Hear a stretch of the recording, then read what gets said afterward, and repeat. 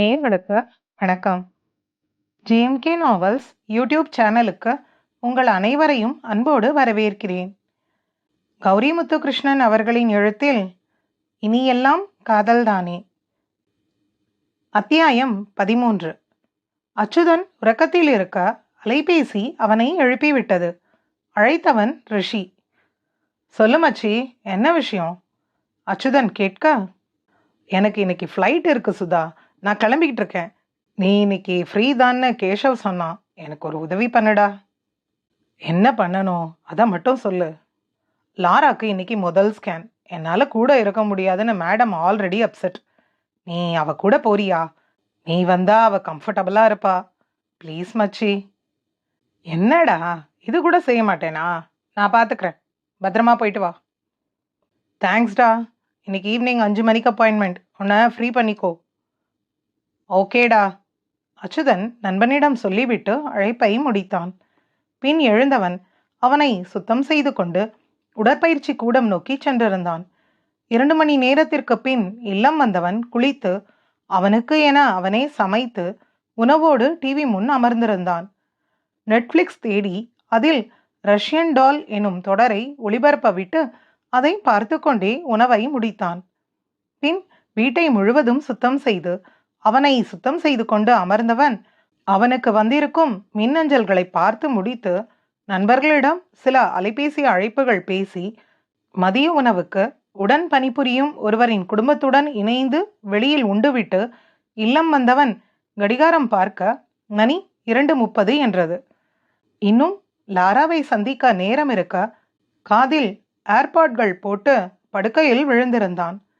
காதில் இசைத்த ஏஆர் அவனை உணர்வு குவியலாக்க 18 வயது கிரண்யா தாவணியில் அவன் கண்முன் வந்து இம்சை செய்தாள். நான் புனே வந்திருக்க கூடாது கிரண். அதுவும் உன்னை விட்டு வந்தே இருக்கக்கூடாது. அப்போ இருந்த வருத்தத்தில் வீம்பா படிக்க வந்துட்டேன். அன்னைக்கு எல்லாமே சரியாக தான் இருந்தது. இன்னைக்கு எல்லாமே தப்பாக தெரியுது. ஏன் படிப்பு, ஏன் வேலை, ஏன் நிம்மதி, ஏன் சந்தோஷம்னு இருந்துட்டேன்னு தோணுது. மனதோடு புலம்பிக் கொண்டவனின் கண்கள் கலங்க, காதல் ரோஜாவே என எஸ்பிபி பாடத் தொடங்க அச்சுதன் அதில் கரைந்திருந்தான். அலாரம் அடிக்க எழுந்தவன் மணி பார்க்க 4 என அலைபேசி கூற எழுந்து குளித்து கிளம்பி அவனின் காரை எடுத்துக்கொண்டு ரிஷியின் இல்லம் நோக்கி சென்றான். லாரா கிளம்பிக் கொண்டிருந்தவள் அவனை வரவேற்று அமர சொல்லிவிட்டு உள்ளே சென்றாள். அண்ணா, காப்பி டீ ஏதாவது குடிக்கிறீங்களா? லாரா அறைக்குள் இருந்து கேட்க, நீ கிளம்பி வா, உன் ஸ்கேன் முடிச்சுட்டு ஏதாவது டிஃபன் சாப்பிடலாம். அச்சுதன் கூற சரி என கிளம்பி வந்தாள். அண்ணா, நெக்ஸ்ட் வீக் எங்களோட உங்களால் வர முடியுமா? ஷெர்லி வீட்டுக்கு போயிட்டு வரலாம், ப்ளீஸ் வாங்க. லாரா கேட்க, எனக்கு லீவ் கிடைக்கிறது கஷ்டம், நான் ஃபுல் பிஸி, என்ன விட்டுருமா? அச்சுதன் கையெடுத்து கும்பிட்டு வைக்க லாரா கிளம்பி வந்தாள். இருவரும் அந்த பெரிய ஸ்கேன் சென்டரின் உள்ளே செல்ல லாரா அவளின் பெயரை கூறி டோக்கன் பெற்றுக்கொண்டு அமர்ந்தாள். லாராவுடன் பொதுவாக பேசி சிரித்தபடி அமர்ந்திருந்தான் அச்சுதன். மணி 6:30 ஆகியிருக்க அச்சுதன் பொறுமையை இழுத்து பிடிக்க தொடங்கியிருந்தான். அவனுக்கு இப்படியெல்லாம் எங்கும் காத்திருக்கும் அனுபவங்கள் இருந்ததில்லை. ஒரு வழியாய் லாராவை உள்ளே அழைத்திருக்க அவள் எழுந்து சென்றிருந்தாள். அப்போதுதான் அச்சுதனின் காத்திருப்புக்கு பதில் கிடைத்தது. ரிசப்ஷன் அருகே வெள்ளை கோட் போட்டு நெற்றி சுருக்கி முழு கவனத்தையும் எதிரில் உள்ளவர் மேலே வைத்தபடி நின்றிருந்தாள் கிரண். அச்சுதன் கண்களில் சட்டென கண்ணீர் சேர மீண்டும் அறைக்குள் சென்றவளை கண்டு அச்சுதன் அவள் பின்னே கண்களை மட்டும் தொடர அந்த அறைவாசலில் பெரிதாய் தங்க நிற எழுத்தில் பளிச்சிட்டது, doctor Kiranya Balakrishnan, MBBS, MD, radiologist என்னும் பெயர் பலகையின் அறிவிப்பு. ஓ, மேடம் இப்ப டாக்டர். அச்சுதன் மனம் மகிழ்வாய் சொல்லிக் கொண்டது. அச்சுதன் எழுந்து ரிசப்ஷன் முன் சென்று நின்றான். அங்கிருந்த பெண் அவனை பார்த்து புன்னகைத்துவிட்டு என்ன வேண்டும் என கேட்க, டாக்டர் கிரண்யாவை பார்க்க அப்பாயின்மெண்ட் வேணும், அவங்கள எப்போ பார்க்க முடியும்? டாக்டர் 8 மணி வரை பிஸி, நீங்கள் 9 மணிக்கு வர முடியுமா? அப்போ அவங்க அவுட் பேஷண்ட்ஸ் பார்ப்பாங்க. தேங்க்ஸ், 9க்கு அப்பாயின்மெண்ட் போட்டுக்கோங்க. உங்கள் பேர் சார்? சுதன். அவள் புன்னகை முகத்துடன் பெயரை பதிவு செய்து கொண்டதாக சொல்ல, அவள் அறையின் முன் நின்றவன் அலைபேசியை எடுத்து அவளின் பெயரை படமெடுத்துவிட்டு காத்திருக்கும் இருக்கையில் அமர்ந்திருந்தான். லாரா வரவும் அவளின் ரிப்போர்ட்டை பெற்றுக்கொண்டு அவளை இல்லத்தில் கொண்டு வந்து விட்டவன் அவளை கவனமாக இருக்க சொல்லிவிட்டு கிளம்பி மீண்டும் அதே ஸ்கேன் சென்டர் வந்திருந்தான். மணி 8:30 என்று சொல்ல பொறுமையாய் அவனின் பெயரை அழைக்க வேண்டி காத்திருந்தான். அவன் பெயர் அழைக்கப்படவும் உள்ளே சென்றான். கிரண்யா கணினியின் முன் அமர்ந்திருந்தாள். அவளே நிமிர்ந்து பார்க்கட்டும் என்று அச்சுதன் பொறுமையாய் காத்திருக்க, உட்காருங்க சுதன் என கூறியபடியே அவள் நிமிர, அச்சுதன் முகத்தில் அத்தனை கோபம். என்ன தெரியாத மாதிரி சீன் போட பிளான் பண்ணாத. அச்சுதன் எச்சரிக்க, கிரண் அப்படியே அமர்ந்திருந்தாள். அச்சுதன் அவள் எதிரில் வந்து அமர, கிரண் கண்களில் கண்ணீர் எட்டி பார்த்தது. அதை கண்டதும் அச்சுதன் கோபத்தை விட்டு பொறுமையை இழுத்து பிடித்திருந்தான். ப்ளீஸ் கொஞ்ச நேரம் வெயிட் பண்ணுறீங்களா? எனக்கு ஒர்க் முடிஞ்சதும் பேசலாம். கிரண் கெஞ்சலாக கேட்க, வெயிட் பண்ணுறேன், ஆனால் இங்கே தான் இருப்பேன். சரி, வெயிட் பண்ணுங்க சொன்னவள் அவளின் அருகில் இருந்த தொலைபேசி எடுத்து இதற்கு மேல் அவளுக்கு வேறு எதுவும் அப்பாயின்மெண்ட் உள்ளதா என கேட்டாள். அவர்கள் இல்லை என்றதும் இதற்கு மேல் யாருக்கும் அனுமதி தர வேண்டாம் என்று கூறியவள் அவளின் வேலையை பார்க்க தொடங்கியிருந்தாள். அச்சுதன் அவளை தொந்தரவு செய்யாது அறையை சுற்றி பார்த்தவன் அவனின் அலைபேசி எடுத்து எதிரில் அமர்ந்திருக்கும் அவளை புகைப்படம் எடுத்திருந்தான். பின் அவளின் அலைபேசி மேஜையில் இருக்க அதை எடுத்தவன் திறக்க முயற்சி செய்ய, அது கடவுச்சொல் கேட்க கண்ணை மூடிக்கொண்டு அவனின் பெயரை அடிக்கவும் அது திறந்து கொண்டது. அச்சுதன் முகத்தில் சட்டென புன்னகை வர அவளின் எண்ணிலிருந்து அவனுக்கு அழைப்பு கொடுத்து அவளின் எண்ணையும் சேமித்து கொண்டான். கிரண் வேலையை முடித்து நிமிர அச்சுதன் கையில் அவளின் அலைபேசி இருப்பதை பார்த்து சட்டென அதை அச்சுதன் கையில் இருந்து பறித்திருந்தாள். இட்ஸ் டூ லேட் கீரிக்குட்டி. உன் நம்பரை, உங்கள் அம்மா நம்பரை, கூடவே சில பல உன் நட்புகளோட நம்பரை எல்லாம் வாட்ஸ்அப் பண்ணி சேவ் பண்ணிக்கிட்டேன். எனக்கு இனி உன் மொபைல் தேவையில்லை. வாங்க கிளம்பலாம், இங்கிருந்து பேச வேண்டாம். கிரண் சொல்ல அவளோடு கிளம்பி வெளியே வந்தான் அச்சுதன். அவனின் கார் அருகில் சென்று அவளுக்கு கதவை திறக்க, நான் என் 2 வீலரில் வரட்டுமா? கிரண் கேட்க, சாவியை கொடு, நான் ஓட்டுறேன். உங்கள் கார்? அது இங்கே நிற்கட்டும், நாளைக்கே பொறுமையாக எடுத்துக்கலாம். இல்லை, உங்கள் காரில் போகலாம். கிரண் கூற, எங்கே போகணும்? அச்சு கேட்க, துர்கா அப்பார்ட்மெண்ட் போகணும்.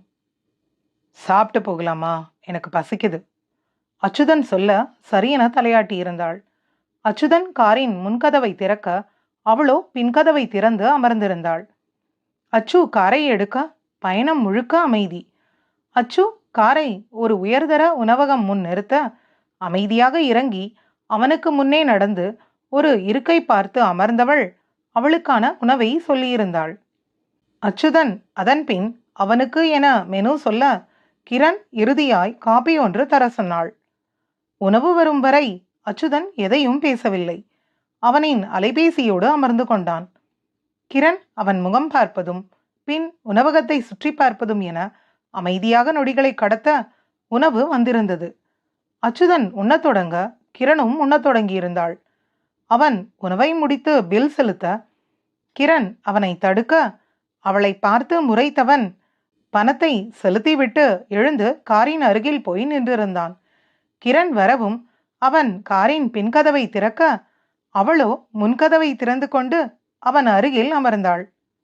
சாரி அச்சு, எனக்கு என்ன பேசன்னு கூட தெரியல. நீங்கள் எல்லாரும் எப்படி இருக்கீங்கன்னு கேட்டால் கூட அது தப்பு தான். கிரண் சொல்லி முடிக்க இருவரின் கண்களும் கலங்கி போனது. எனக்கு நாளைக்கு ஃப்ளைட் இருக்கு கிரண், நான் வர 2 நாள் ஆகும். இப்போ பேசினா என்னால் நிம்மதியாக ஃப்ளைட் எடுக்க முடியாது. எனக்கு சமநிலை முக்கியம். இப்போ உன்னை வீட்டில் விடுறேன், 2 நாள் கழித்து மீட் பண்ணலாம். நான் கால் பண்ணுறேன். பண்ணலாம் தானே?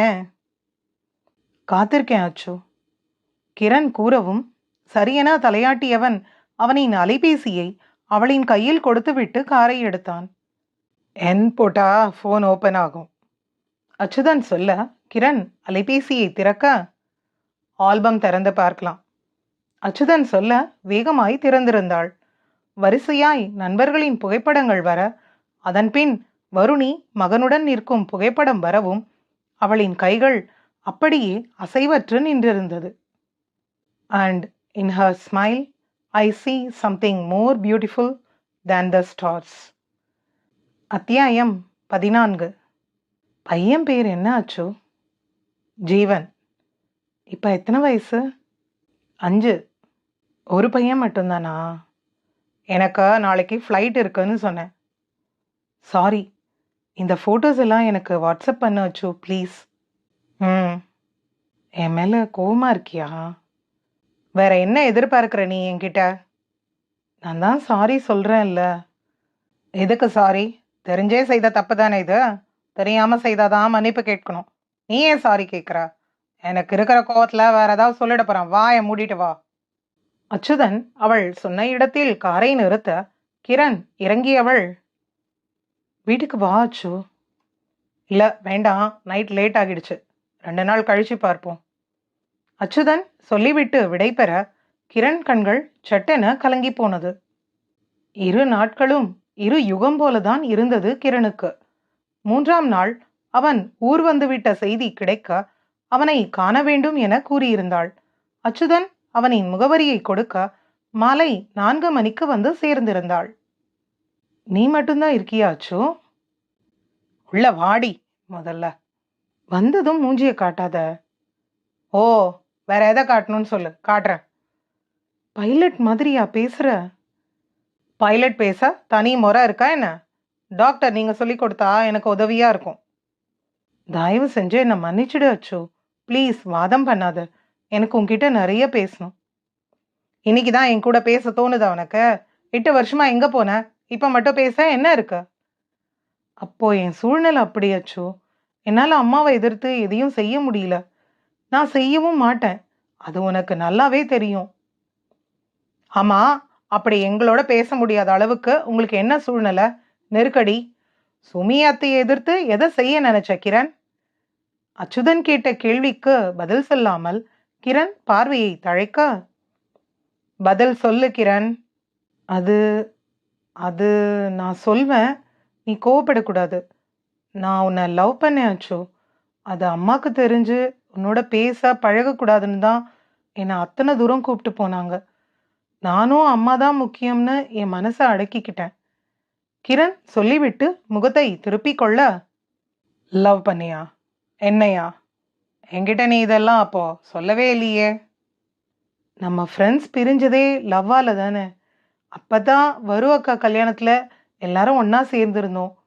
அதான் என்னால என் மனசை சொல்ல முடியல. உட்காரு வரேன். அச்சுதன் சொன்னவன் அவளுக்கு குடிக்க காப்பி கலந்து வர அதை பெற்றுக்கொண்டு அவள் பருக அவனும் அருகில் அமர்ந்து காப்பியை குடிக்க தொடங்கியிருந்தான். நம்ம ஃப்ரெண்ட்ஸ் எல்லாரும் எப்படி இருக்காங்க? கிரண் ஆவலாக கேட்க, இந்த சண்டே நீ ஃப்ரீயா இருந்தா காலையில வீட்டுக்கு வா, எல்லாரும் வராங்க. நேர்ல பார்த்து நீயே சொல்லு எப்படி இருக்காங்கன்னு. ஏய் அச்சு, உண்மையா சொல்றியா? ஆமாடி கீரிக்குட்டி. அச்சுதன் சொல்ல இதழை சுளித்தாள். அச்சுதன் அவனின் லேப்டாப் எடுத்து வந்து நண்பர்களின் புகைப்படங்களை எல்லாம் காட்டி அவர்களை பற்றிய விவரங்களை எல்லாம் கூறியிருந்தான். நவீன் ஷெர்லி இருவரின் காதல் திருமணம் 10 நாட்களுக்கு முன்புதான் முடிந்தது என அச்சுதன் கூறவும் கிரண் முகத்தில் அளவில்லாத மகிழ்வு. அத்தை எப்படி இருக்காங்க? அச்சுதன் கேட்க, நல்லா இருக்காங்க. சின்ன பொட்டிக் ஒன்று தொடங்கியிருக்காங்க, அதில் தான் முழு நேரமும் வேலை அவங்களுக்கு. தனியாவா இருக்காங்க? இல்லை அச்சு, அவங்க கூட அஸ்வதி இருக்கா. என்ன சொல்ற கிரண்? அது பெரிய கதை அச்சு. நாங்கள் குமரியில் இருந்தபோது எங்கள் சித்தியை பார்க்க திருநெல்வேலி போயிருந்தாங்க. அங்கேருந்து வரும்போது தான் அம்மா அஸ்வதியை வீட்டுக்கு கூப்பிட்டு வந்தாங்க. நாங்கள் அஸ்வதி வீட்டுக்கு ஃபோன் பண்ணி கஸ்தூரி அத்தையை வர சொன்னோம். அப்போ தான் அவள் விவரம் சொன்னான். கல்யாணத்துக்கு அப்புறம் நெல்லையில் வேலை கிடச்சி வந்திருக்காங்க. இங்கே வந்த அப்புறம்தான் அவர் சகவாசம் சரியில்லைன்னு இவளுக்கு தெரிஞ்சிருக்கு. தண்ணி தம்மன்னு இருந்தவன் பொம்பளை விஷயத்துல ரொம்ப மோசமா நடந்திருக்கார். அதை கேட்டு பிரச்சனை பண்ணவும் இவளை அடிச்சு வெளியே அனுப்பியிருக்கார். எங்க சித்தி வீட்டுக்கு பின் வீடு இவளுக்கு. அஸ்வதி ரோட்ல நின்னு அழவும் அம்மா வீட்டுக்கு கூப்பிடவும் கூட வந்துட்டா. கஸ்தூரி அத்தைக்கு அவளை வீட்டுக்கு கூப்பிட்டு போகவே மனசில்ல. எல்லாரையும் தப்பா பேசின அவங்களுக்கு அப்பவும் கௌரவம் தான் பெருசா தெரிஞ்சது. அவ அப்பா தான் முறைப்படி அவளுக்கு விவாகரத்து வாங்கி கொடுத்தார். குமரியில காலேஜ் சேர்த்து விட்டார். அவளும் இப்பதான் ஃபேஷன் டிசைன் படிச்சு முடிச்சா. திருவனந்தபுரத்துல வேலை கிடைச்சு இப்பதான் போக தொடங்கியிருக்கா. அவ அம்மாவும் இப்பதான் அவளோட ராசியாகி இருக்காங்க. அடிக்கடி நாங்க உங்களை பத்தி எல்லாம் பேசிப்போம். நாங்க அஸ்வதிக்கு உதவியா இருந்ததால அவ வீட்லயும் எங்களுக்கு உதவியா இருந்தாங்க. அம்மா எங்களை பத்தின விவரத்தை சொல்ல வேண்டாம்னு சொல்லிட்டாங்க. கிரண் சொல்லி முடிக்க, அப்ப நம்ம இன்னும் லக்கி எயிட் தான் இல்ல? அச்சுதன் கேட்க கிரண் ஆம் என்று தலையசைத்து சிரித்தாள். அப்புறம் உனக்கு கல்யாணம் எப்ப? அச்சுதன் அவளை பார்த்து கேட்க, எனக்கு இப்ப கல்யாணம் பண்ணிக்க தோணல, அதனால தள்ளி போட்டு இருக்கேன். ஏன் தோணல? உனக்கு ஒரு துணை வேணும் தானே? சுமியத்தையும் பாவம் இல்ல? அச்சுதன் கேட்க, ப்ளீஸ் அச்சு. சரி, அஸ்வதி நம்பர் கொடு, அவளுக்கு ஒரு இன்ப அதிர்ச்சி தருவோம். அச்சுதன் கேட்க, என்ன செய்ய போற அச்சு? கிரண் கேட்க, அச்சு அவன் திட்டத்தை சொல்ல கிரண் அவளின் எண்ணை பகிர்ந்திருந்தாள். அச்சுதன் தோழியை அவர்களின் வாட்ஸ்அப் குழு உள்ளே சேர்த்திருந்தான். யாருடா இது? குணா கேட்க, நம்ம முந்திரி கொட்டை தான். யாரு? கிரணா? ரஞ்சனி கேட்க, சொல்லுடா அச்சோ. குணா மீண்டும் கேட்க, என்னடா சத்தம் இங்க? நவீன் கேட்க, டேய் புருஷா, ஃப்ரீயா நீ? ஷெர்லி நவீனை கேட்க, அடியே ஓரமா போய் ரொமான்ஸ் பண்ண. ரஞ்சனி திட்ட, மச்சி கீரிக்குட்டி நம்பரா இது? நவீன் கேட்கவும் அச்சுதன் படித்துவிட்டு சிரிக்க கிரண் அவனை முறைத்து வைத்தாள். இவளை எதுக்குடா இங்க சேர்த்து விட்டுருக்க? ஏ அஸ்வதி, மரியாதையா லெஃப்ட் ஆகிடு. ராஜீவ் வாய்ஸ் நோட் அனுப்ப, டேய் அஸ்வதியா இது? நவீன் ஆச்சரியமாக கேட்க, அவளே தான். அஸ்வதி பேசு, ராஜீவ் மேல கோவமா இருக்கான், அவனை சமாதானம் பண்ணிடலாம், நீ பேசு. அச்சு கூறவும் அஸ்வதி ஹாய் என்று அனுப்ப நண்பர்கள் அவளை நலம் விசாரிக்க தொடங்கியிருந்தனர். கிரண், பசிக்குது, ஏதாவது செய்து தரியா? உன் கையால சாப்பிட்டு ரொம்ப நாள் ஆகுது. அச்சுதன் கேட்க கிரண் முடியை அள்ளி கிளிப்புள் அடக்கியிருந்தாள். புடவையை தூக்கி இடுப்பில் சொருகியவள் கையை கழுவி விட்டு வீட்டில் என்ன உள்ளது என கேட்க, எனக்கு இடியாப்பம் வெள்ளக்குருமா வேணும். அச்சுதன் சொல்லிவிட்டு பொருட்களை எல்லாம் எடுத்து தர கிரண் சமையலை தொடங்கியிருந்தாள். கிரண் எப்போதும் அன்பானவள். இதோ தனக்கு பசிக்கிறது என்றதும் எந்த தயக்கமும் இல்லாது சமைக்க தொடங்கிவிட்டாள். என் சமையல் அறையில் என்னவள்? அச்சுதனின் இதழ்கள் புன்னகையில் விரிய சத்தமில்லாது அவளை புகைப்படம் எடுத்திருந்தான். பின் அவர்களின் குழுவின் உள்ளே சென்றவன் அன்று ஸ்கேன் சென்டரில் எடுத்த பெயர் பலகையை அனுப்பி வைத்தான். டேய் அச்சு, ஷெர்லி ஆச்சரிய முகத்தை காட்ட, அடுத்து கிரண் மருத்துவமனையில் அவன் எதிரில் அமர்ந்து வேலை பார்க்கும்போது எடுத்த புகைப்படத்தை பகிர்ந்திருந்தான். இப்போது நவீன் அச்சுவை அழைத்திருக்க, கிரண் எங்கடா இருக்கா? பார்த்தியா? பேசுனியா? நவீன் குரலில் மகிழ்வோடு கேட்க, ஒரு நிமிஷம் இரு சொன்ன அச்சு அவன் சமையலறையில் நின்று சமைக்கும் புகைப்படத்தை அனுப்பிவிட்டு வாட்ஸ்அப் பார்க்க சொல்ல பார்த்த நண்பர்கள் அனைவரும் அவனிடம் கேள்விகளை கேட்க, அச்சு பேசிட்டியா? நவீன் கேட்க, பேசணும், இன்னைக்கு பேசத்தான் அவளை பிடிச்சு வச்சிருக்கேன், எல்லா விவரமும் அஸ்வதி உங்களுக்கு சொல்லுவா. அச்சுதன் சொல்ல, பேசுமச்சே, ஆல் த பெஸ்ட் என்று நவீன் அழைப்பை முடித்திருந்தான். கிரண் சமையல் முடித்து உணவு மேஜையில் எடுத்து வைக்க அச்சுதன் அவளுக்கு உதவியிருந்தான். கிரண் அவளை சுத்தம் செய்துவிட்டு வந்து அவனுக்கு பரிமாற, நீயும் உட்காரு, சேர்ந்து சாப்பிடலாம். அச்சுதன் சொல்ல அவன் எதிரில் அமர்ந்தாள். உணவை பரிமாறிக்கொண்டு இருவரும் உண்ணத் தொடங்க அச்சுதன் கண்களில் கண்ணீர் நிறைந்தது. நீண்ட நாளுக்கு பின் அவன் ஏங்கிய ஒன்று நடக்கிறது. என்ன கேட்டுதானே அச்சு, நீ ஏன் இன்னும் கல்யாணம் பண்ணல? பண்ணணும். இது என்ன பதில்? இன்னும் அப்படியே ஹீரோ மாதிரி இருக்க. லட்சத்துல சம்பளம், நீ பெண்கள் தேடுற எல்லா தகுதியும் உள்ள ஒருத்தன் தெரியுமா? கிரண் கேட்க, உனக்கு எப்போ கல்யாணம் பண்ணிக்க தோணுதோ அப்போ சொல்லு, பண்ணிக்கிறேன். அச்சுதன் எந்த வெளிப்பூச்சும் இல்லாமல் நேரடியாக சொல்ல, புரியல.